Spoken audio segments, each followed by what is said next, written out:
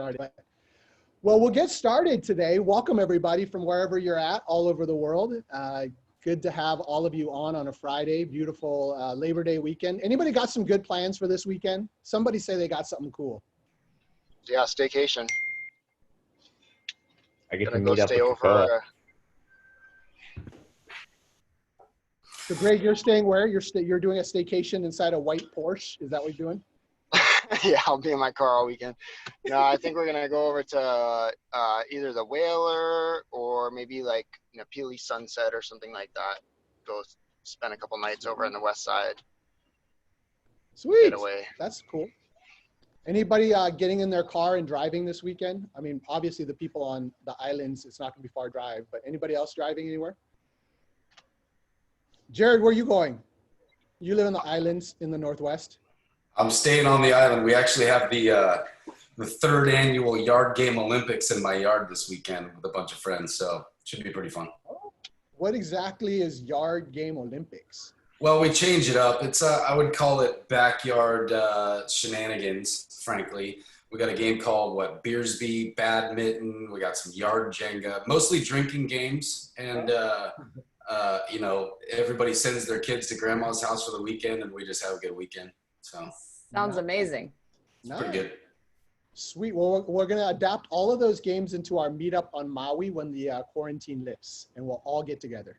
Sounds good. I got a whole tournament structure for you. Ready to go. Knowing you do, and you probably have it spreadsheeted out. You probably have a whole business plan, and you probably have a budget assigned to every single line item. So you win some good prizes, and you're not too far off, frankly. So. That's awesome. Troy Dennis, you're in your car. You guys going somewhere cool this weekend? No, we just got back from a week away, so we're hanging at home. I'm just heading down to one of our properties to do some work. Nice, nice. You guys jump started on your Labor Day weekend. Yes, exactly. Which is smart, actually, because then everybody else is going away on the weekend and you're done. Now you can work while everybody else is crowding out all the fun places. Smart. Anybody else doing anything fun? Just texted in my car. That'll be my weekend. Texting in the car. Well, just be sure to start practicing your lines for the Tesla glove blocks in case that comes up. You've got I will. Glove box strategy. Solid. Dante, what are you doing this weekend? Dante's trying to hide, so we won't do that. Ashley, are you doing anything this weekend? Ashley Wasson? Packing. We're moving at the end of the month, so all of my spare time is packing. Oh, where are you moving to? Corey and I are moving to Kailua. Yay! To Hubs with a pool. Yay! So I can drown the kids and the dogs and get some quiet. Yeah, Kailua is a good side of the islands. Yeah, I'm a little excited, but packing is for the strong-hearted for sure. That's why you hire it all out. Yeah, I did actually hire, and then I decided I want to cleanse. And then if I'm going to be cleansing and going through everything, I might as well just pack it while I'm doing it because I want to get rid of everything. Yeah. We just recarpeted our house, and that is the worst thing you could do when you live in a house. 100% suggest carpet and paint before you move in, but we just decided not to do that when we first moved in, and now we were carpeting, and so we're like, we got to purge stuff. And I feel like when we put things back, we actually had more than when we put things away to get carpeted. So I don't understand. I think things just kind of multiply. It's weird. What are you doing? Are you going RV? We are probably going to be picking up an RV actually. So the only downside of that is the RV is in Baton Rouge, Louisiana. Road trip. It's quite of a road trip. So we will see. We will see. We're working. You guys needed to go a little further. You guys weren't going far enough. I know. I'm kind of excited now that the hurricane thing is done. So I think it'll be pretty cool. So it should be pretty fun. I thought you owned the other one. We sold it. We got an offer we couldn't refuse. We got an offer on it for $3,000 less than we paid for it 4 years ago. So we figured, everything's for sale when you're an investor. And so they made us a great offer. We're like, why not? Go for it. Enjoy it. It's depreciated. Have fun. Damn, I wish I bought it. Yeah. Oh, yeah. You know, they're fun. Right on. Corey, you want to get started? I'm just talking in circles. I've got too much coffee today. Yeah, start it off. Let's go. Right. Rock and roll. I have been talking. I've been hitting too much coffee. All right. Well, welcome everybody. Corey is obviously busy with some stuff. Always good to hang out with everybody on this Labor Day weekend. This week, we want to try to do a little bit something different and kind of make everybody on the panel and everybody kind of a Q&A time where we can all pick each other's brains. Sometimes during the week, we notice on our Facebook page that people are asking questions, but then they're not always getting answered. So we're not always able to access it and keep on top of it.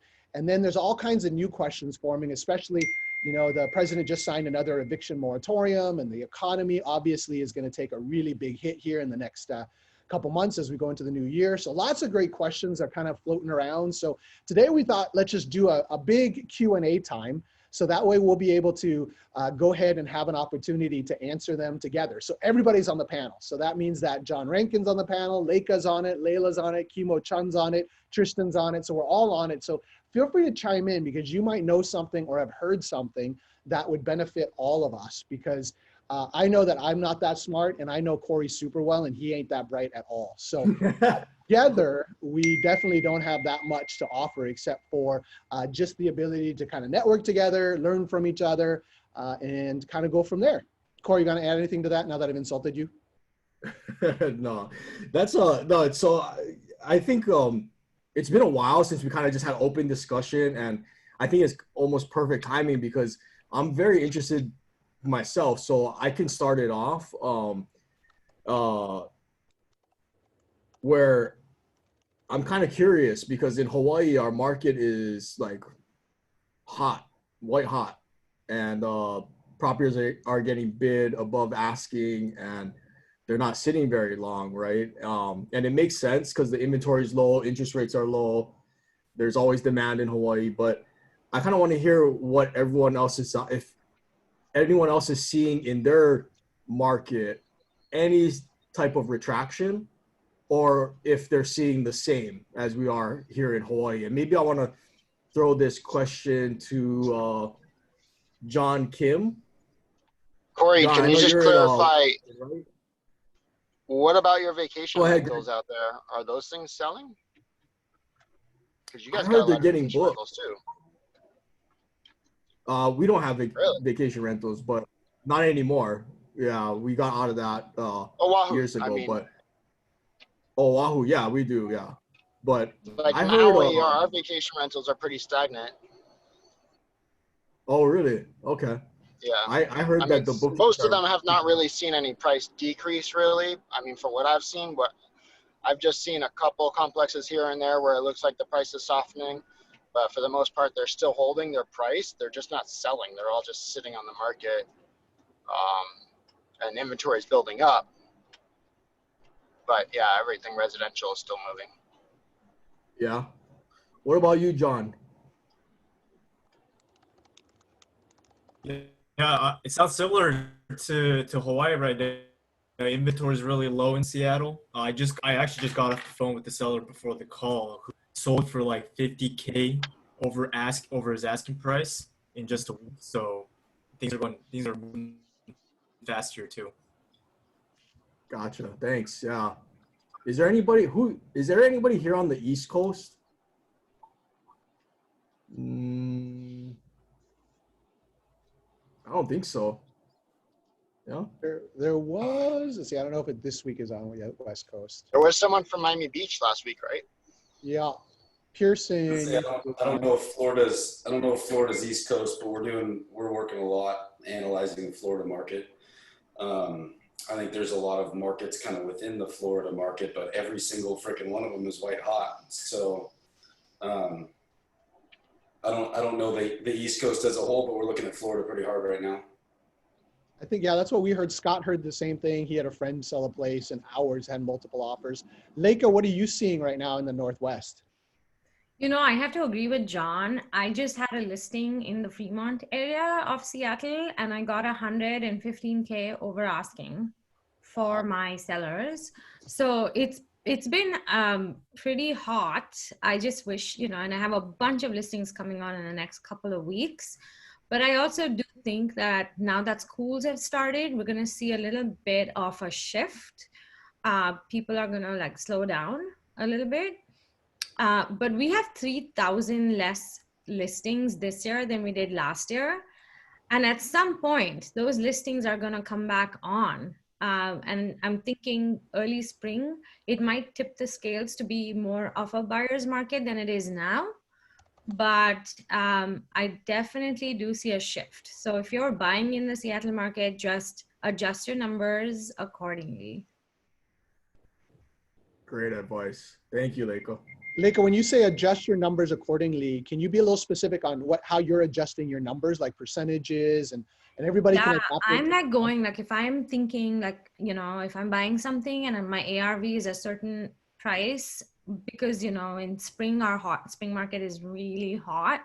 And so we typically get 15, even like sometimes 10 or 15% over asking. Right now, whatever I'm buying, I'm adjusting to 10% below that. Just whatever my ARV is, it's 10% below that because I just feel like there's going to be a lot of competition when I go back to list my property. Yeah, that's good. Well, then I think I heard very similar, Leica. Realtor.com quoted a 29% drop in listings year over year. So that's a huge amount of houses that are not on market as a result of the pandemic. So with that low supply, there is so many people trying to buy because the interest rate's so low. So everything's getting bid up, which is really dumb because then the next house in that same neighborhood goes even higher. And so now we've got even more of an inflated market, in my opinion. And so Yeah. really starting to price out people.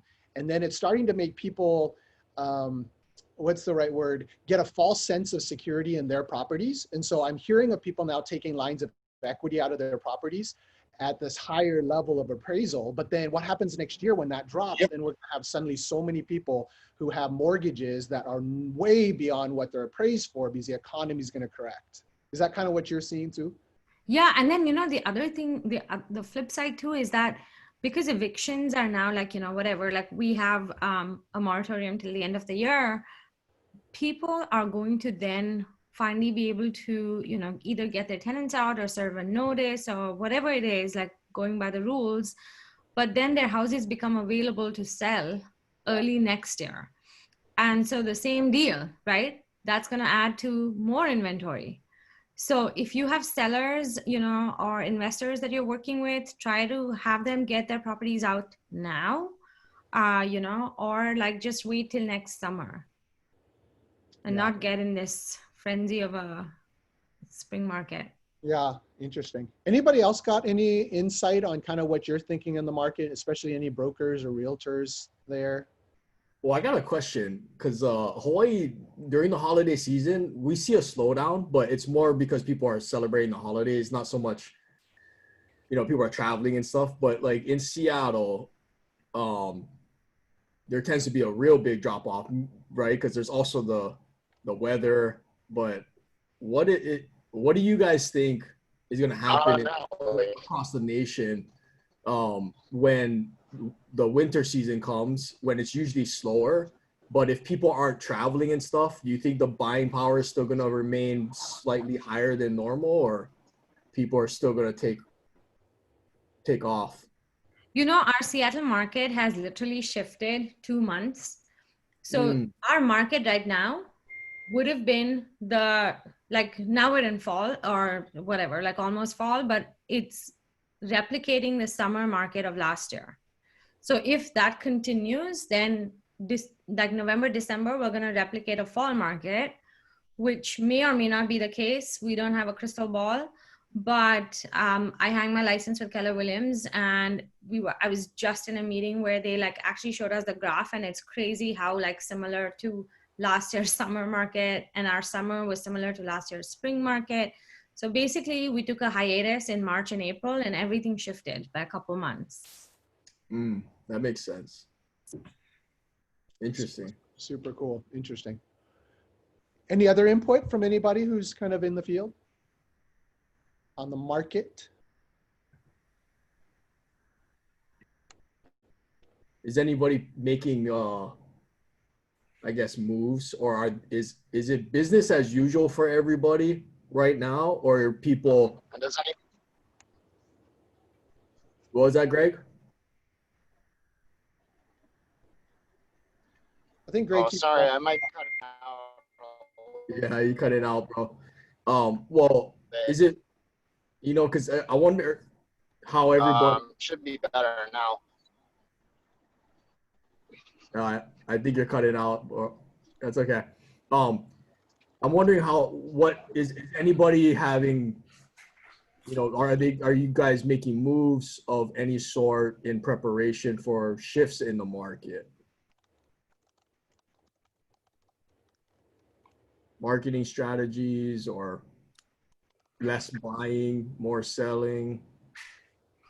Yeah, so if nobody's going to speak up, we definitely have eyes, I would say patient eyes at this point, and just really making sure that every system for Go is in place. I would say we're working pretty, you guys know we've been working pretty hard at funding at scale and what that really looks like to us, and we've kind of shifted in that to where we now have an option that's more scalable up and down, but we're patiently watching all these white hot markets, because we plan every house we buy, we plan to own forever with what we do. So we're being pretty patient and kind of going where our tenants need us, but I would say very patient at this point, not jumping in the fray in most of the markets we're looking at. Right. Yeah. Thanks for that, Jared. And you guys are syndicating, right? Sort of. Well, like I told you, it was kind of a cryptic cryptocurrency post the other day. My business partner runs a 9-figure company, transactional cryptocurrency. So I think we've settled on a really cool crypto option for funding. So No way. Wow, Yeah. that's interesting. Okay. Yeah, keep us updated on that whenever you can. Talk more about it. Like, I'd love to maybe we can have you on and talk about that. That's interesting. I've been kind of waiting for the blockchain to kind of make its way into the real estate realm and see what that world's gonna look like.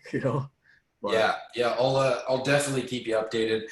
On the surface, it's picture it like a fund, right? Like a syndicated fund, but on the blockchain. So picture it like it's like if you're going to leverage into houses, right? So a lot of times you'll raise a fund so that you've got down payment or you're paying cash for the houses. It's much the same way, where you're creating the same LLC, the same structure, and then it's just owned on a blockchain and it's completely liquid. So like you could buy into our source at $50 or $60 at a time on your blockchain, rather than asking for $100,000 minimum, and it's always liquid. So, and at the same time, picture getting, like, if you figure out a BRRRR in cryptocurrency, if you did a BRRRR and you have zero capital into that, well, you're going to sell 20% interest in that property anyway. So you just made $100,000 to have a cash flowing property on the front end while owning the property.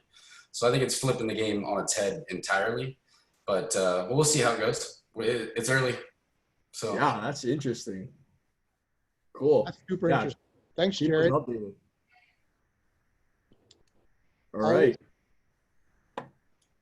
Well, we skipped the good deeds, needs, and leads. I said that backwards, didn't I? You want to move to that? You go. Dante's very interested in the in Jared's ideas. Yeah. I think we all are. We are all fascinated by it. So Jared, keep us updated.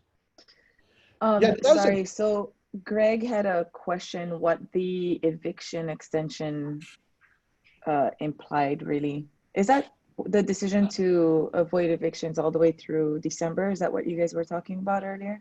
Yeah. Right. So Yeah. that's like the Trump administration, again, put a block on evictions. But from what I understand, they have to prove that they lost their income. Like there's, as a landlord, as a tenant, they have to prove that they really lost income due to COVID-19. If they can't do that, then and that they've applied for all of the help out there.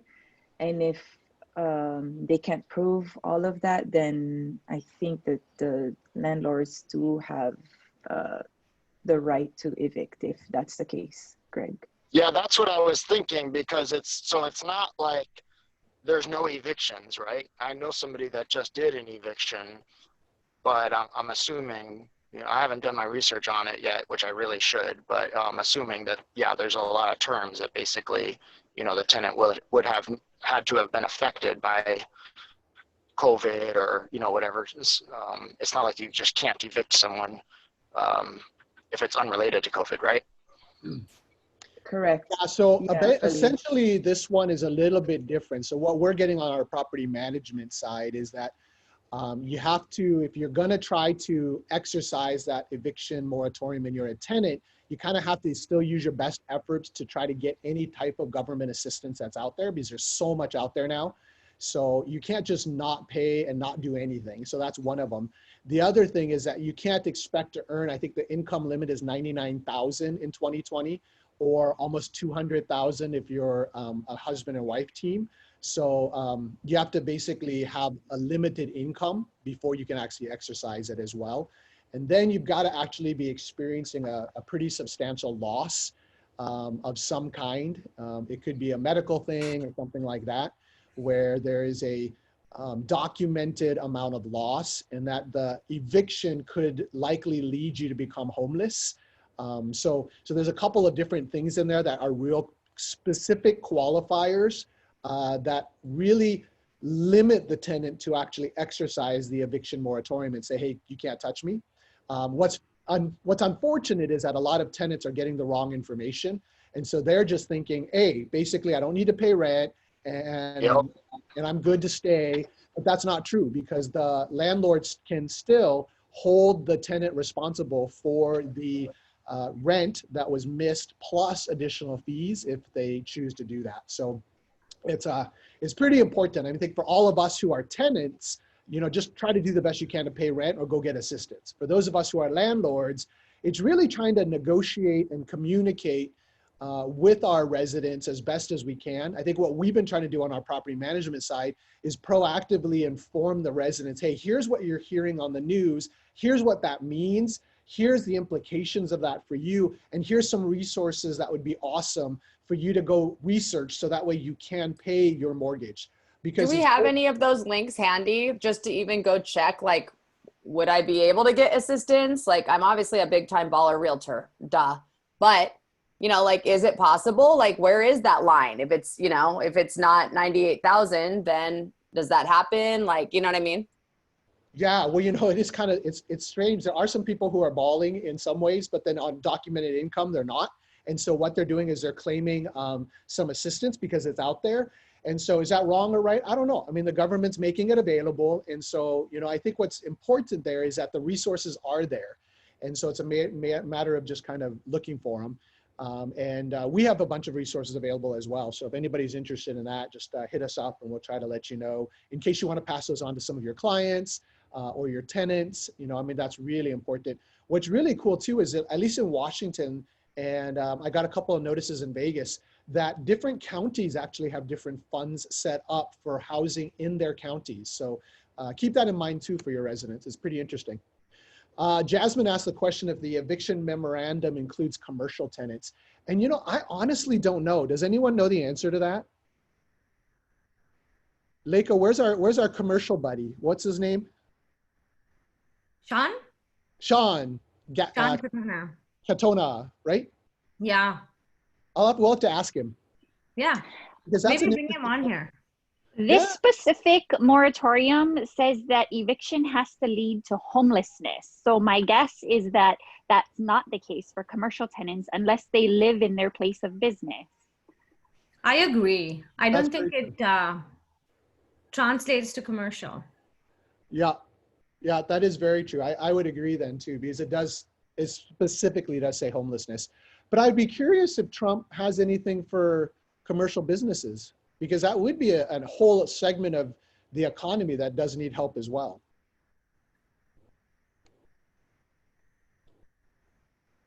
Anybody got any Manao on that? And anybody got wisdom? Anybody smart in that area? How about on the other side of it too? Does anybody have any guidance or resources relative to landlords for their mortgages if their tenants choose not to pay rent? Anybody heard of any of that? I don't really think there is anything, right? Besides the fact that you can go apply for forbearance, but forbearance doesn't even really do you that much justice anyway, right? Except it hits your credit score for sure. Exactly, yeah. Yeah. So forbearance is an option, yep. But yeah, has anybody else heard of anything? I'm asking because I haven't heard of anything, and we have quite a few of our owners who have been asking the question, what do we do? So it The sounds only like thing I've heard on is on our NPLA call yesterday, it sounded like people in New York, like guys who have done loans in New York, they're having a hard time because there's people who take advantage of these times and aren't paying their mortgages for their projects. So these are business purpose only loans. You know, they're not owner occupied, but they're still kind of riding that gray line of not paying their mortgage because they know they can't get foreclosed on right now. And I thought it was, it didn't pertain to the, you know, non-QM space, but it's a couple of the people on the call yesterday were talking about that, and it's been difficult for them. But New York's a different area. I mean, New York's kind of, I heard it's like an exodus from the city, you know, like there's nothing there. They're having huge vacancies. So in the lending space, our attorney was saying that to make sure that, you know, clients know that, and investors that we know that these are business purpose only loans and it doesn't pertain to us. We still need to pay our debt, right? But when it comes to commercial tenants, I'm not sure. I don't. That's a good question. How would we figure that out? We would have to call some. Maybe Gary might know. Kiko. Maybe we can talk to him. I don't know. Yeah, I was definitely thinking of him as well, and then Sean Katona.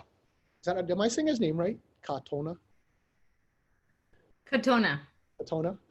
Katona. Sounds like he should be Japanese, but he's as howly as it gets. Yes. That's awesome. Yeah, actually, I'll do some research on that because I think that's super fascinating. I know on March, they have a COVID-19 mortgage relief program where if you can prove that you lost employment or that you don't have a job, they will give you up to a year of waiving late fees and essentially like a forbearance. You do have to pay it back. But it's still, they can't affect your credit if you can prove that you're unemployed, supposedly. But if you are employed and the tenant's not paying and you just can't swing it, then I believe it still affects your credit. And you can just do the forbearance. Yeah. I think this really brings up a good topic of conversation in regards to preparing for this stuff in the future. I feel like there are probably a lot of landlords that are out there that weren't really expecting this, but then again, too, who was really expecting it, but it's still happening.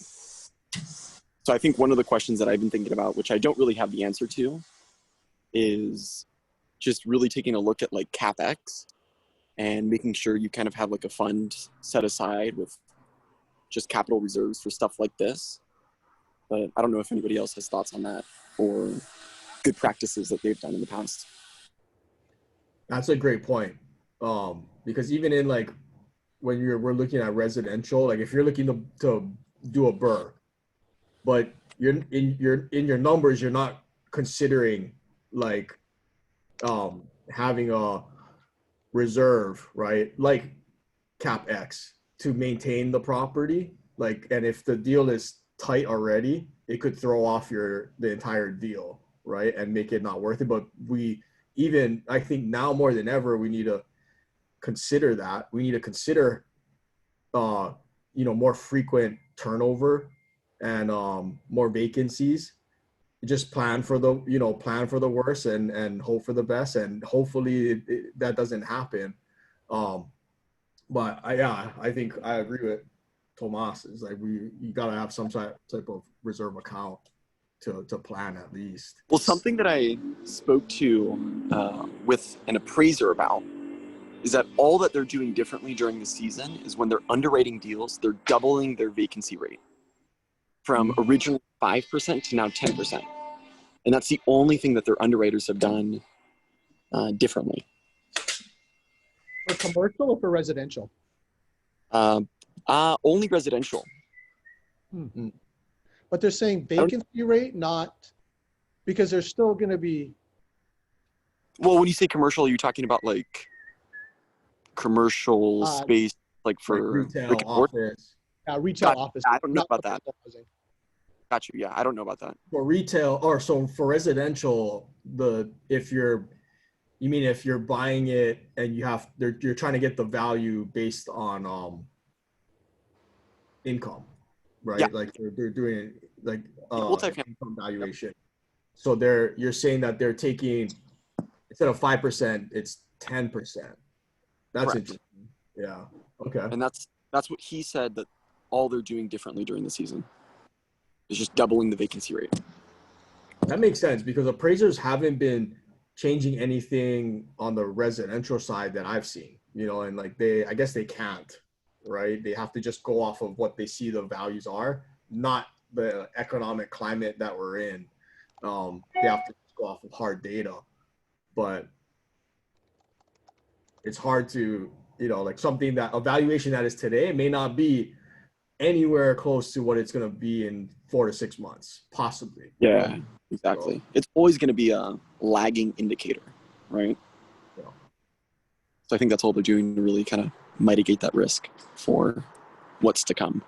Yeah. But it would almost seem like vacancy rate, I'm trying to just think in my head, is that the right thing to increase, or is it better to increase, or is it better to have current income as projected income for at least 6 months of the next 12? That's a good point. And then, because the units will be occupied and they'll still technically have rent. I don't know. Well, yeah, but couldn't thing. people then, in that case, I mean, you can't really project that though, because someone next month could just be like, all right, I'm done paying. So that's not like but technically they're still liable. They're still technically liable for it. For sure. Okay. Has any insurance company that anybody knows of, can you bond around this? Because you can bond around everything else. Has anybody launched a bond or a product that allows you to get coverage for unpaid rents? Well, there's like renter's insurance, right? Or there's insurance for that. Isn't renter's insurance cover the renter though, and not the? Yeah, it covers the renter's insurance covers the renter, but there's insurance for non-paid rent. I don't know. I've never done that before though. That insurance is going up nowadays. I can tell you that. Everybody's going to want that premium increase. New product line we're going to launch. Yeah, just come to us. Give us 1 month. We'll be selling it. Jasmine made a good observation that we've also seen when it comes to a lot of the acquisitions lately, is that the banks are now requiring a lot bigger reserve, which is causing some people a little bit more difficulty because they were using all of their cash for down payment. So now they have to decrease the size of their down payment in order to have enough in reserves. So we almost had Corey, on the duplex that we have in Bellevue, that buyer almost couldn't close because their extra reserves funds were not seasoned enough for the bank. So not only do they need to have cash, but it's got to be seasoned. So they can't, they couldn't print it this morning. They actually had to have it there for quite a while. So yeah. What was the seasoning period? For that one was 3 months. So they had to basically, they were fortunate enough that they had other accounts that they had money sitting in for 3 months, but it wasn't the money they were using. They wanted to transfer in new money that they had just earned, but that wasn't qualified. So they had to take the money they earned recently and put it in a different account and then pull money from an account that had been sitting for a while, which is just a whole lot of money, movement. But then not everybody is fortunate to have that many accounts just sitting around with cash, kind of seasoning. So thanks, Jasmine, for bringing that up, because that's definitely an impact for sure in this season. Kind of like a side another note question. is, oh, go for it. Oh, go ahead, Tomas. Go ahead. Well, it's just a really quick question in regards to Keiko Capital. Do you guys have a seasoning period? For No. you, it's seasoning period. You're not old enough to have a seasoning period. Yeah. So we I'm like the worst. If and Alex can speak more on this. He knows this product a lot better than me right now. But if we're doing like the takeout, if we're helping you with the takeout, meaning like a refinance for a long-term loan, then the seasoning, it's basically a HUD loan, right, Alex? It's 30 days. You need a 30 days? $4.5 million loan amount for that loan to make sense. $4.5 million loan amount, 5 units plus. It's more 30 for days. commercial. 30-day Gotcha. season. Yeah. So, but it is an amazing program. It used to be a 2-year seasoning, and now it's only 30 days with the lease. It's about a 6-month What about loan. for like a fix and flip property that's sub $1 million? 7 million? Fix and flip? Sub $1 million, sorry. Sub Oh, million. sub $1 million. Okay. Really, they just want to be able to source the money. They want to be able to know where it came from, how it got to you. And it's more at that point, essentially just making sure that the money is good money, really. When you get into doing deals in Hawaii, they have a little more stipulations on what capital partner you're working with. They want to source the money like directly from the account it came to or came from. So because of the money laundering that goes on over there. But for the most part, yeah, on sub $1 million deals, they just want to source the money back to its original route, where it came from. Got you. Okay. And it's not a problem if it's private money? No, it shouldn't be an issue with it being private money. You just need to have some type of contract between you and that person, whether it's maybe even just a gift. Maybe they gave you $20,000, $30,000, or, they're giving it to you at a small rate of return or something. How do you structure that? Is that with like a promissory note? Yeah. Gotcha. Sometimes they just want a letter of explanation signed, Okay. notarized. It really just depends. But having it kind of set up beforehand is better. But sometimes you can get away with it and they won't even ask. They'll see that's in the account. They're like, okay, hey, we're good. You have the money. Sometimes they'll be like, hey, let me see that account statement. And then you show them the account statement and you see it just came in last week. And then they want a little more information. Where did it come from before that? Got you. Hey, Cool. Alex, Vishnu is asking if we land on ground up in New Jersey. You want to talk about that? Yeah, we can do ground up in New Jersey. We're working on a couple projects right now, actually, in New Jersey. Big loans. It's a lot better if it's entitled, ready to go vertical. If it's a major project, we have a capital partner that will go into the land and go into the horizontal part of it as well. But for the most part, entitled, land permits, and ready to go vertical is the best. Yeah. And Vishnu, maybe give us details, is it residential, one single family house? Is it commercial? Is it a big condo building? That, let us know and we can get back to you on that. Yeah, I put my cell phone number in there too, Vishnu, so you can just text me or call me. We can talk about it. Nice. I just want to ask a question, because what do you guys think is going to happen to the commercial space, more office and retail? Because the office space, the commercial office space they were already getting squeezed before COVID. And so was retail, right? Because Amazon. So obviously they're not doing well right now. And there's a lot of big tech companies and a lot of companies that are switching to, work from home, or at least like a hybrid thing. So I know in downtown Honolulu, there's a lot of units. There's major buildings that are just designed for office space. And some, there'll always be a need for it, but there's definitely, I feel, going to be a huge retraction in that space. So what are they going to do with empty buildings? Convert it to self-storage. Self-storage. Yeah, What makes you think that, Leica? For my self-storage guys, they're like buying these big commercial buildings, WeWork spaces to convert to self-storage. That might be a good idea. Keiko and I were looking at something a couple years ago that we're gonna add storage space, right? Yeah. And listen to Leica's got I can't remember which podcast that was that we did, but she had a guest on there in Idaho, right? That he's specializing really in self-storage.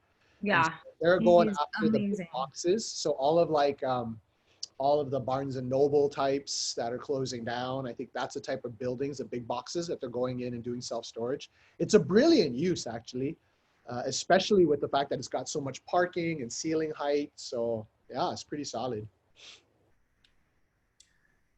so what about anything else? Like, because what else can it be used for? What are they gonna do, right? I've heard a lot of people saying that it's going to look like co-working spaces in the future.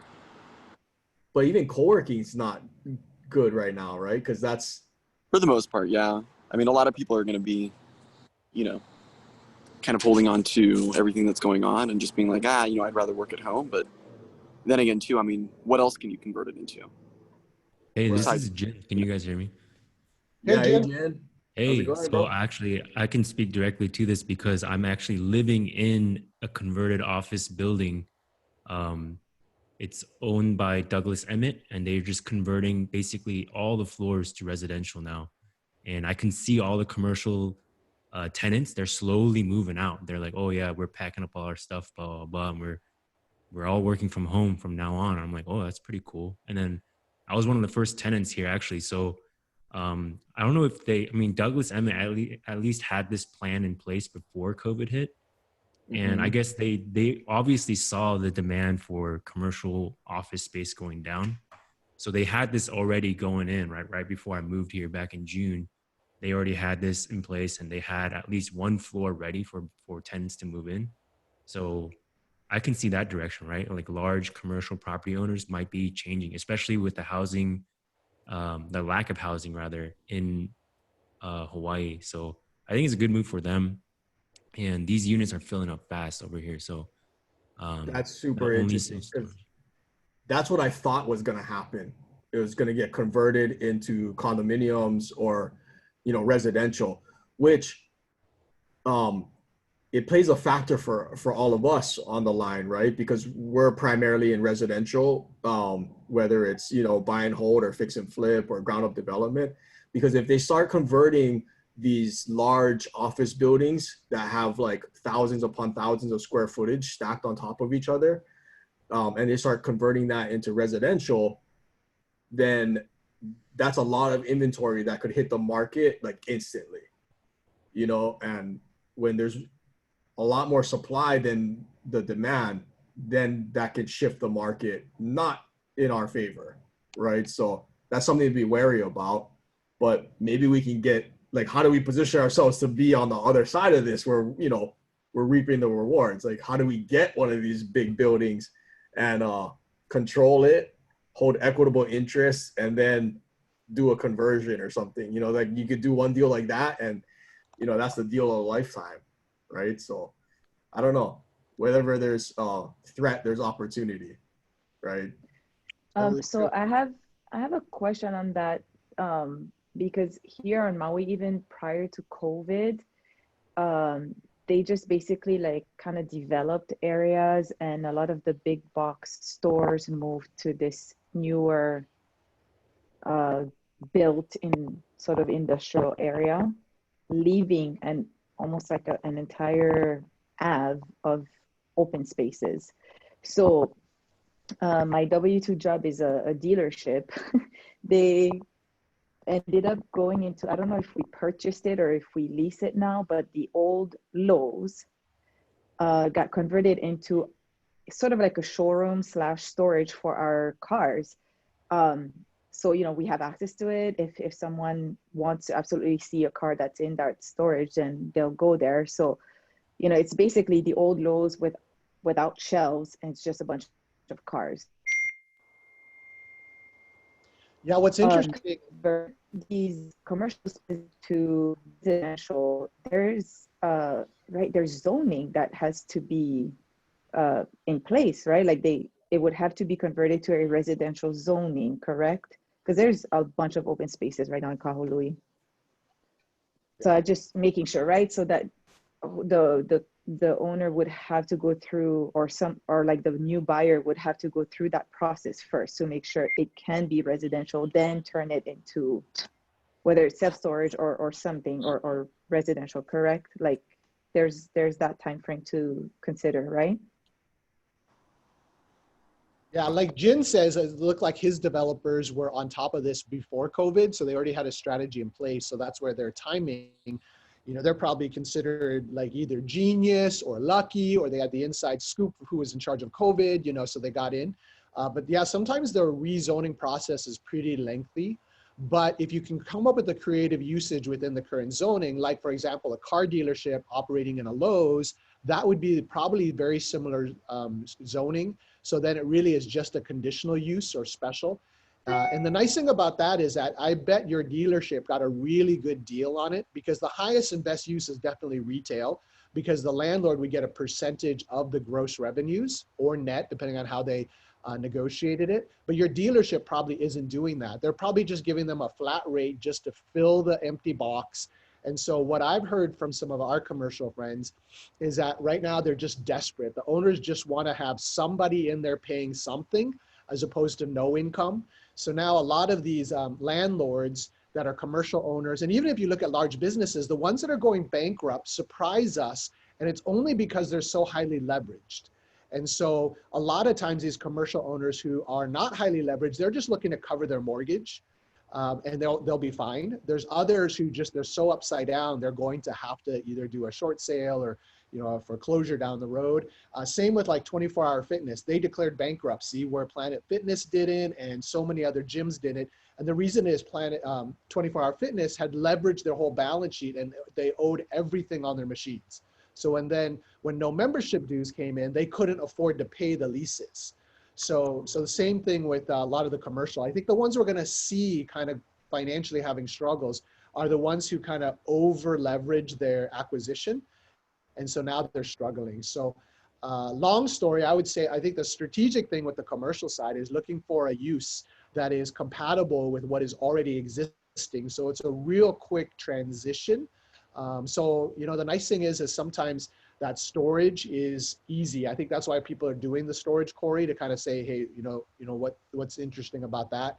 But you know what I saw one model is that they took a large Kmart, and in the front part of Kmart, they converted it into really small like nail salons and little massage places, because people are still wanting to do those things, facials and all that.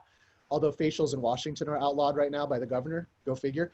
But you know, they have all those little ones, and then they put the storage behind it, which is nice. So somebody commented about all the pretty windows. I think that was Arlene, and that all the windows are small shops, and then the back is storage, which, you know, to add to what you're doing there in Maui is, you know, somebody could even rent it out to car storage. So yeah, real creative uses. Definitely. Didn't they do something similar to that at the Kmart in Maui? I think they got I know they have U-Haul there, and I think they've got self-storage there now too, I believe. Yeah. But the other interesting thing is about that Lowe's, I'm pretty sure the reason that Lowe's and all these other retail stores moved to this new, you know, all these new buildings that are like 2 blocks away is one, because, you know, they have a newer, nicer building, but also because that I'm not sure about this. I just basically kind of assumed this based on the zoning maps, but that new area is an opportunity zone. Yeah. And so I'm pretty sure that has a lot to do with all that stuff. Well, and yeah, if you can find if any of us can find an opportunity like that, that would be something that I think could be syndicated to everybody. Because if you're in an opportunity zone and you have commercial zoning and maybe mixed use, it's like golden, because it's such an easy conversion. Corey and I were looking at buying a shopping center in Vegas. Corey, remember that? And there was an underground parking area that we thought, hey, let's convert this to storage because it's within the zoning. And storage is so easy. You're talking fencing is all it is with gates. So it's super cheap, but the return on investment is high because then you're renting it out. Price per square foot is greater than retail in terms of like 10 by 10 spaces. So yeah, if anybody's kind of seeing spaces like that, I bet we could probably just for fun, try something and try to see if we could learn something together on how to convert commercial space into something strategic, profitable, high ROI, and seizing the opportunity of the whole recession coming up. I'm talking You can. Well, it's interesting because here in Kaka'ako in Honolulu side, Howard Hughes Corporation is building, these high-rise condominiums. And I noticed that they built I forget what building it is. I don't know if it's Ale or something, but that thing came up so fast. Like I was watching it every day, like maybe 5 floors at a time, like are just going up and the thing's almost done already. So I think they definitely knew that the time in the market, like they have to speed up this timeline because the market is really hot right now. But every time they launch one of these buildings, it's like, it's so much inventory coming in, right? So there's always some sort of impact, unless they build the luxury ones, right? That, where the foreign money comes in and spends a lot of money to park their money. That's very unfortunate for the local people here. And, I feel that's irresponsible development. But just to see that, how fast they're moving. I mean, they move fast anyways. But I think I want to try to research. I want to try to look at some of their company reports because I think they're a publicly traded company. But I want to look at it because I think that's what they're doing. I think they're speeding up the development process because they're definitely moving a lot faster than I've ever seen. And I wonder because these guys have market analysts that all they do is study the market. They look at the trends, they look at the numbers every day, right? So they know what's going on, and they usually are a little step ahead of little investors like ourselves, right? And they're big developers that have hundreds of millions of dollars worth to dump into market research like this. So they seem to be prepared, right? I mean, we can't get permits out for like a single family home. It takes forever in Honolulu, but these guys they study the market and they have the resources to push on the gas when they need to. So that kind of is a little concerning for me to see a lot of inventory about to hit the market when it's done. And the fact that it seems like they're in a rush. So if they're in a rush, maybe we should be in a rush, like let's get these projects sold.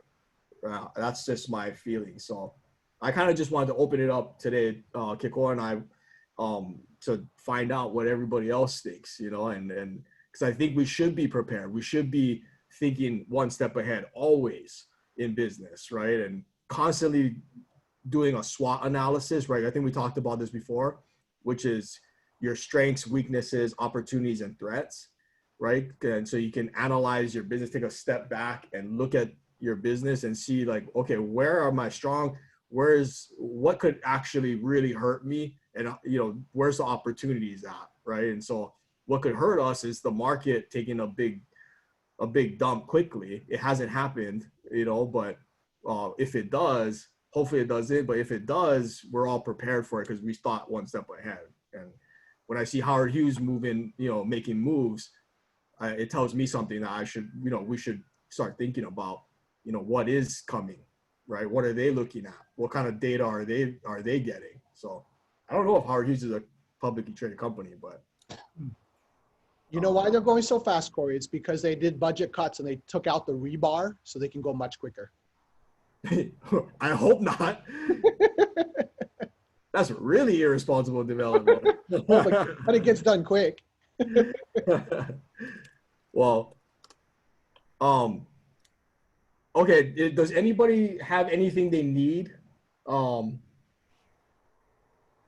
or anything, any leads that they have, any deals on hand? If not, then we'll wrap up this call. And thanks everybody again for jumping in. Next week I'm gonna try to bring on Melina Boswell and Andrew Boswell. Andrew was on a couple weeks ago, and they're really dear to my heart because they are with the New Wealth Advisors Club, and they have since set up shop here in Hawaii. And I started my career in Riverside learning from them and Melina and her whole team over there. They have a lot to share, and I think it'll be great to bring them on. And I got to see if we can make that happen. But if we can, it'll be awesome. I hope to see you guys all on there, and I'll share a little bit more about my story with them, and we can ask them questions about the market that they're in and what their plans are, because they are always one of the people who are a step ahead. So hopefully you guys can tune in next week too. Other than that, if anybody has anything, any last minute stuff, we can we always hang around for a couple of minutes after, so feel free to stick around. Other than that, have a great Friday. And Kiko, any final words? Yeah, no, definitely. Thanks everybody for hanging out. This was actually a lot of fun, just kind of talking story and picking everybody's brains and everybody's input. So what a great group. This will be really fun to continue to grow together. And I think this will be a great team to have, all of us that are on the call today, because as we go into next year with more uncertainty coming, this is going to be great to have some people alongside of ourselves to brainstorm with, strategize with, take advantage of opportunities. And just that many more brains are better than just one. So we're super grateful for all of you. And until that, have a great weekend. So 3-day weekend, Labor Day. So try not to labor too much. And then best of luck to Greg as he Ubers on Maui for the weekend. And we need some deals. Anybody's got leads from Maui, let us know. We need some flips.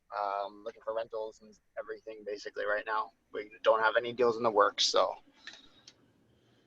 All right, everybody go find Greg some deals on Maui. Come Deals over coming your way here, man. On Oahu. Just don't get COVID. Oh, thank you. all right, thanks everybody. I'm gonna turn off the recording here, but everybody can continue to chat. Oh, Elijah said Howard Hughes ticker is HHC. Let's see.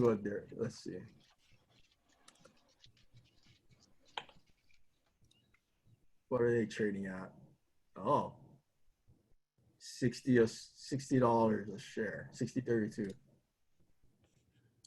Oh, they took a big dip in March when everybody else did. Oh, we'll see what happens. All right, I have happy a Labor question. Day, guys. Can I ask some people for some suggestions if anybody has, I have a situation, and see if anybody has some interesting advice. I think I already know the answer, but so for this whole, residents or tenants can't be evicted right now.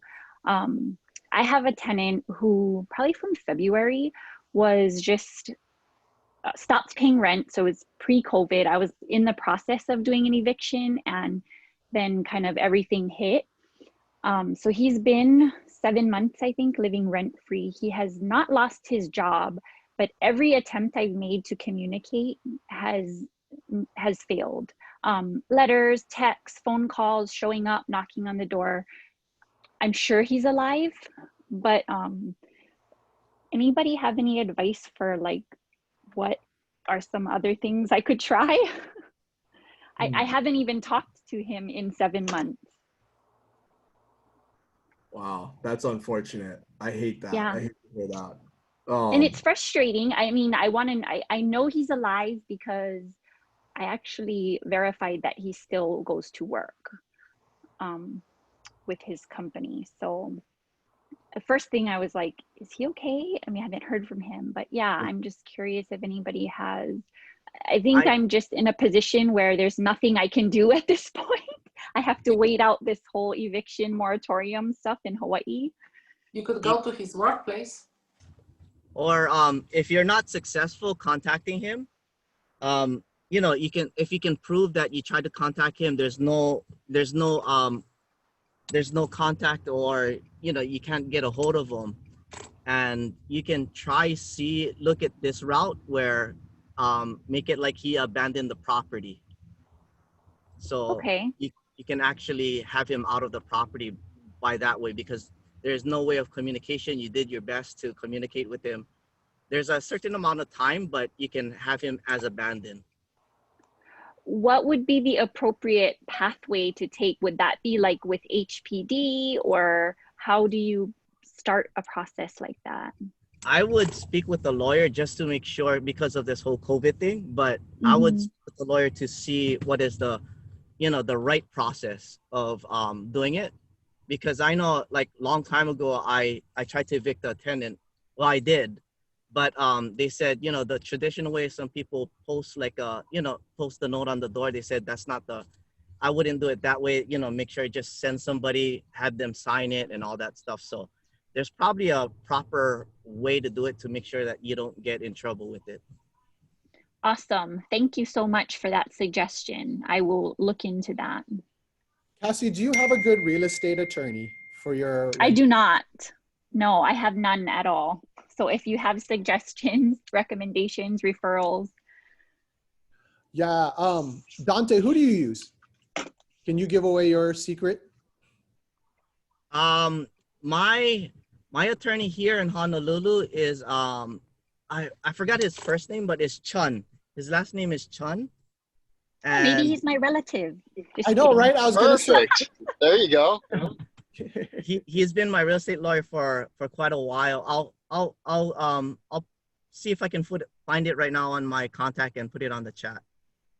It's always good awesome. when you don't really remember your attorney's name, because that means you're not really using them, right? Well, you know, I don't have to go to court all the time. That's why. So all the time, you know, once a week. Yeah. So I only call him if I'm like in really big trouble, where, you know, I gotta you know, either getting sued or, you know, so it means like I'm not doing anything bad right now. Right, yeah. Yeah. So Cassie, our property management team, we have retained a attorney for us on the rental side, and it's turned out to be one of our best assets and one of the best expenses for us, because she is available at all times for us, and we've had exact same situation that you're facing. And so exactly like Dante said, it's good to have one attorney, so that way you can at least make sure that you're on top of today's eviction moratoriums and all the changes in Honolulu County and all of the specifics. But then also, one of the things we realize is documentation is super important. So when you do reach out to your attorney, they're going to ask you, did you send this? Did you send that? When did you send it? What emails look like? What phone calls look like? So the more details you have on phone logs, email logs, etc., helps your attorney to give you the best recommendation, which leads to the next kind of step is always take really good notes on everything. But as Dante said, abandoned property is probably your best option to go, and your attorney can help walk you through that. We've had to do the exact same thing, but it varies in market to market, but that's probably the way you'll do it. And you've had enough months where you haven't heard from him, so it's assumed that he's abandoned the unit. So that's probably the route that you probably want to take. And awesome. Kevin Mizuno, thanks Kevin for dropping your attorney's name and number in the chat. Check the chat. Kevin has suggested Ken Lau. Okay, I see his phone number there. Thank you. Thank you guys for this information. And Kiko, you wanna share the story? Because here's one thing that this is just my feelings. Since, you know, we live in a highly litigious society, in a highly litigious industry, you know, I feel one thing you shouldn't cheap out on is an attorney. And so, you know, we do business always, you know, to the best of our abilities, and you know, always to try to do the right thing, and that's never easy, right? Sometimes it's hard because it's like, though in business it can be very complex. So, but we always try to do the right thing by people. But even with that, you're at risk and you're exposed sometimes. And Kiko, I don't know if you want to tell the story that we had to battle through on the house in Redmond, unless that's still ongoing that we can't really talk about yet. But I think it's a big learning lesson if we can. Now that you brought him up, brah, how you gonna hide from that now? No, I think the lesson is that you know, when you it's always good on your power team to have a really good attorney. You don't want to, like Dante, you don't really want to know their first name, but you want to at least know something about them, so when something does happen, they're available. And we have actually 4 total attorneys, and each of them specialize in a different thing. One of them focuses on our property management company. We have one that focuses on our construction company. We have an Integris real estate one. So everyone has their own specialty, and they're on average, I think our cheapest one is $250 an hour, and our most expensive is $500 an hour. So obviously, you know, they're really good. But so we spent a lot. We had one house that we sold, and it just so happened that it was super rainy in the Northwest last year, and the buyers, the basement flooded literally the day after they closed. So they were blaming it on us and mold. But you know, the fortunate thing is, as we talked to Tarl about, if you had logged into that episode, is that we take thousands of pictures. Like we had 4,000 photos of every progress of every house.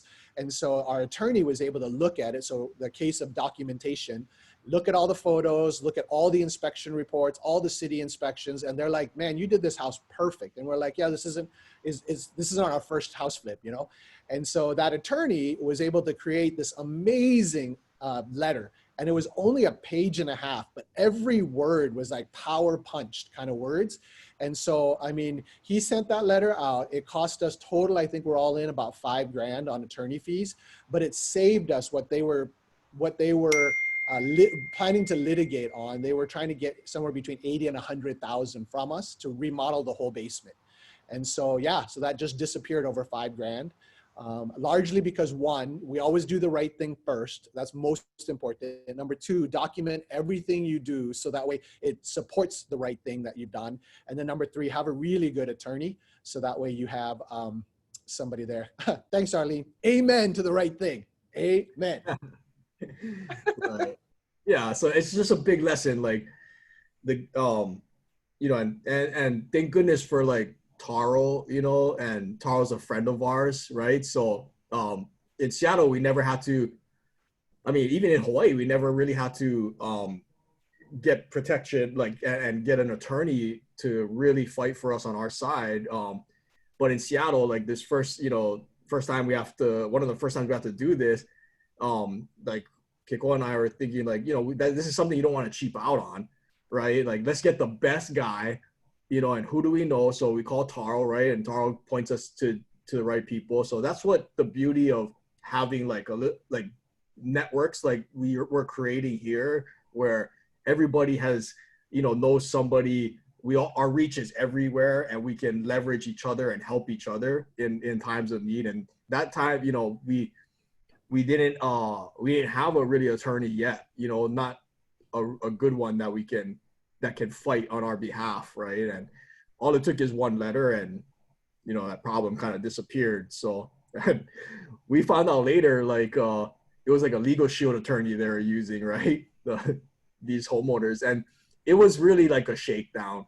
You know, they just tried to squeeze money out of us, and I you know, if it was something valid, that something we missed and it was our fault, we'll own up to it. We'll pay it all day long. You know, we'll make it right. But if you're trying to shake us down, no, that's not going to fly. You know, that's never. And so Keiko and I had a pretty quick discussion about, okay, you know, let's just go to the top. We want the best guy anyways. So I think it was the right call, even though it cost us $5,000, you know, like sometimes you just got to take the lumps, you know, like we should have went after them for that $5,000, but we move on. Right. And we'll still send them a Christmas card. Still I guess tough. I consider myself lucky to not have needed one so far, but you're right. It's now might be a good time to look at having somebody on speed dial, just because it will come up at some point, I'm sure, and it has already. Well, and you know, the more successful you are, the more people are going to try to attack. It's just kind of, unfortunately, one of the rules of business. And so in the same regard that you put insurance as a priority when you buy a house, I would put having an attorney in your team as just equally as important. You got to have a great closer, you have to have a great title company, a great insurance company. So you kind of have this power team, and having an attorney there has now given us an opportunity that anytime we have a question, we just double check, because we have such a great relationship with our attorney. Now, sometimes those 2-minute emails, they never bill us for. But sometimes if you don't have a relationship with the attorney and you call for a very simple question, you're going to get a huge bill because you don't have a relationship. And then when you really need them, then it's kind of like, oh, this is really inconvenient because nobody's got time for me. But when you've established a relationship with the attorney, and when you need them, and you'll need them when you least expect it, in a time which most inconvenient for your career, there's going to be a lawsuit that will come, and it'll be so good to have somebody on your side. And that's just kind of to everybody. Yep. Yeah, attorneys are part of your power team, right? It's just you have to, just as much as you need realtors and, you know, officers. So I would add to that mix. Like, I completely agree with you guys, but I don't want anybody to like lose sight of how awesome that you two are, Corey and Keiko. That documenting and taking pictures is so important. Like, your attorney's not going to be able to do anything for you if it's your story against somebody else's. So, like, you know, in your business in 2020, we all have a camera in our pocket. Take a bunch of pictures and document everything you're doing. There's no reason not to, no matter what you do in this game. 100%. Yep. You got, the attorney needs ammo, right? Yeah. Like, you can have like the biggest, baddest gun, but you don't know where ammo, it means nothing. You know? So, yeah. I actually have a question. Not attorney related, completely different. So we all know that we are in the middle of changes, and people are having feedback that supplies are short and they're delayed, and everything takes more time.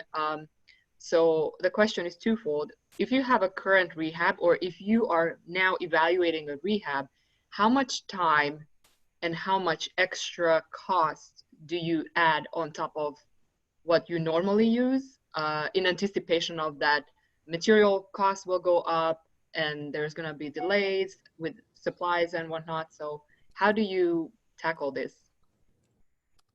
That's a great question. I had that exact same question like yesterday. And I mean, I feel it's hard to tell because we don't know, right? And because if, like, let's say you're looking at a deal and it looks like a 6-month deal, 4 to 6 month deal, I would say go for it, you know, because I don't think it's gonna move that fast. But for me, I'm a little bit more on the like a conservative side. Like, I'm not so much a pessimist, but I'm more like I like a realist. You know, like, okay, there's a real potential problem in 4 to 6 months. Like, I'd rather be conservative and plan 8-month holding time on a deal that was supposed to take 4 to 6 or maybe even longer. And if that means that I'm pricing myself out of the deal because it's so competitive right now, then I'd rather sit on the sideline. You know, like but that's me, you know, and some people are a little bit more aggressive, you know, and but I'm a little bit more cautious in that sense. Like, I don't know, Keiko has dragged me into some pretty crazy stuff though. So what about material I would costs? say it goes both ways, brah. Both Yeah, ways. that's true. Kata, the only thing, and we should let some other folks, there's some really, you know, much more qualified people on this than we are. But one thing that is important to remember when it comes to construction is, number one, you don't need to buy anything in this season. No one's holding a gun to say you have to buy something. So make sure that your buying criteria is not driven by a sense of fear of missing out you know, because then that's the wrong emotion, obviously. Make your decisions based on what is realistic to accomplish in a short period of time. So what I'm looking at, for example, now is what's interior rehab. So we represent a number of investors that are always looking at properties, and I'm not looking anymore at a 6-month rehab because it's hard to predict what that's going to look like in terms of costs and the economy, unemployment, you know. So looking at what existing structure is there, how do we remodel within that existing structure? And then how do we remodel as inexpensive as possible? Because Corey will vouch for this. Like back in the day, like a couple of years ago, I would want to go fancy and like beat HGTV and make it so pretty. And I would be embarrassed to ever go shop at Home Depot because I didn't want anyone to walk in and go, oh, I saw that at Home Depot. But you know, in this day and age, I don't give a rip. I'm looking for the cheapest, quickest way to source the deal, because the way that you can guard against your question of uncertainty is to shorten the length of time, because you can't predict very well, none of us can, you know, 2 months from now. But chances are you can predict about 4 weeks. So that goes with your contractor as well, is to be, you know, contractor, what you doing for the next 4 weeks? Can you work on my project for the next 4 weeks or 6 weeks? What else is on your schedule? And he's like, you know what, if you can get me a deposit, I will blank. I'll free up my schedule. You got me for 6 weeks. Great. But contractors will always tell you this, but if you make slow decisions or you change your mind or there's no materials available, it'll slow us down. So you go to Home Depot, you go to Lowe's, and you're like, I'm going to get everything I can that's in inventory, in stock. I don't go build.com. I don't go anywhere that needs to ship it in. I make sure everything is on site at the start. You know, like in Washington, we have a guy named Jorge right now. He's just driving around trying to source stuff. And it's crazy because we source one thing at a previous property. We want to source the same thing. All that material's gone. And it's not coming from China again. Like there's nothing coming from China. So we're literally just going what's on the shelves, and then we're shortening that timeline. That was a whole lot of information. Did that answer the question? Yeah, it did. No, because I was looking at a house that the floor plan is completely non-functional, so it has to be reconfigured. And so that's like lumber and all that kind of stuff. And I heard that lumber pricing went up like insane, like 20% or something over the last month, and there's a shortage and whatnot. So I'm trying to see that, okay, is this really something that I want to do or rather not? Well, once you reconfigure, that tells me permits. And permits are slow because permit offices are not open. They're all working from home. So that for me is, I try not to reconfigure right now in this season. So we're going with as is, stick with the floor plan, try not to do anything structural because then you don't need permits. So in Washington, there's certain things that you don't need permits for, and there's certain things that you do. So if you can stick with the things you don't need permits, it's all cosmetic. That's the best and fastest way to turn. Because if the economy drops next year, then it's going to be tough. But if the economy stays strong in such a way that there's a huge demand, then that demand is going to far outweigh people coming in going, I think I saw this at Home Depot. This is a vanity from Home Depot for $199. It's like, I don't care if it's at Home Depot $199. Do you want the house or not? Because there's 5 people lining up behind you, and it's a great house, you know? Yeah. And you'll be on market before the guys who have bought a different house same time, who have to go get permits, restructure, and then every restructure means issues that are unknown that you're going to uncover, and then that's just more delays. Okay. And Corey and I can vouch. We've done that so many times, and it's so frustrating when that happens. Yeah, no, the house is luckily not here in Washington. It's out of state, so their permit time is 7 days. Oh wow. Yeah. So no, I would not want to do anything that big in Washington at all. Okay. Yeah. Sorry guys, I'm supposed to be on a call, I guess. Gotcha. I'm gonna say one more thing, real fast on that one. Out of state, I love it to hear when people invest out of state for sure. I'm a little cautious in this season because unless you have a really good confidence and trust in your contractor in that other state, then it's a little bit concerning because you can't just drive over to double check what's going on. So fortunately, so for example, in Vegas, Corey and I had a project that we had a contractor that we started with. Everything sounded awesome. Timeline was amazing. The budget was awesome. Everything was reasonable. We picked out all the finishes. 4 weeks into it, he had a personal crisis, and then things just started slowing down, but didn't tell us what was going on. And then from out of state, you're trying to manage a contractor that just kind of fell apart. So our carrying costs just went through the roof really fast. Yeah. Then you get a Well, I'm new not. contractor. So just No, yeah, I wouldn't want to do anyways. So that's scary to me. yeah, That just so I have a partner who is local, so oh, that's huge. That's he's huge. gonna babysit. Yeah, that's huge. That's Yeah. that's a game changer for sure. Yeah. I think that's the best way to partner up. Find somebody local or somebody you really trust. Yeah. Yeah. So well, thank you for the feedback. So it really helps to kind of decide what we should do. Yeah. Yeah, I'm just talkative today. Anybody else have anything want to say?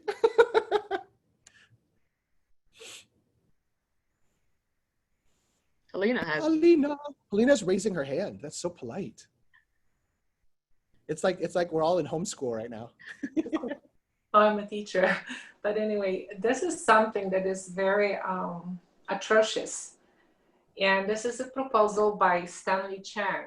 I wrote some emails to the office. He has like 13 bills that he is right now proposing for housing in Honolulu that will really affect us. And the claim is that he, let's see, locally owned homes, but mind you, it's for 99 years. And that means taking existing state-owned lands near all rail stations. See how ugly it looks like? Yeah. So developing with high-density condos and with no taxpayer subsidy. This is to alleviate housing shortage in Hawaii. Do we have housing shortage in Hawaii?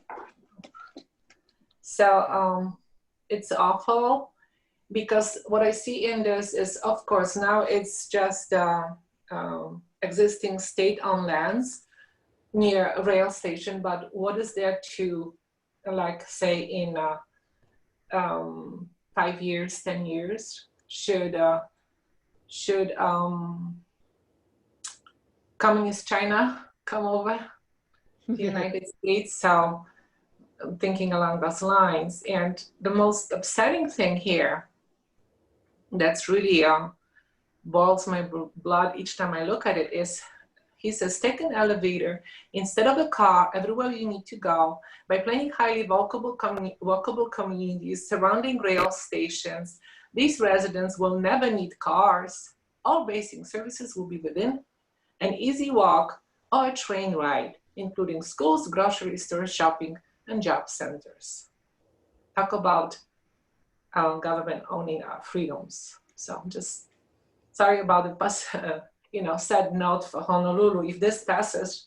So if you see something like that in your home, in Honolulu, write, email, oppose. That's what I did. Nice. Good awareness to see what's going on, for sure. Well, hey, I've got to jump on another call. It's been 2:30. It's been fun. 2:30 in Pacific Standard Time. But as usual, if there's anything that anybody needs, let us know. We are definitely not the experts, but it's always fun to chat. And then hopefully everybody has a great weekend this weekend, and we will catch you all next Friday or somewhere in between. Aloha and happy Labor Day weekend.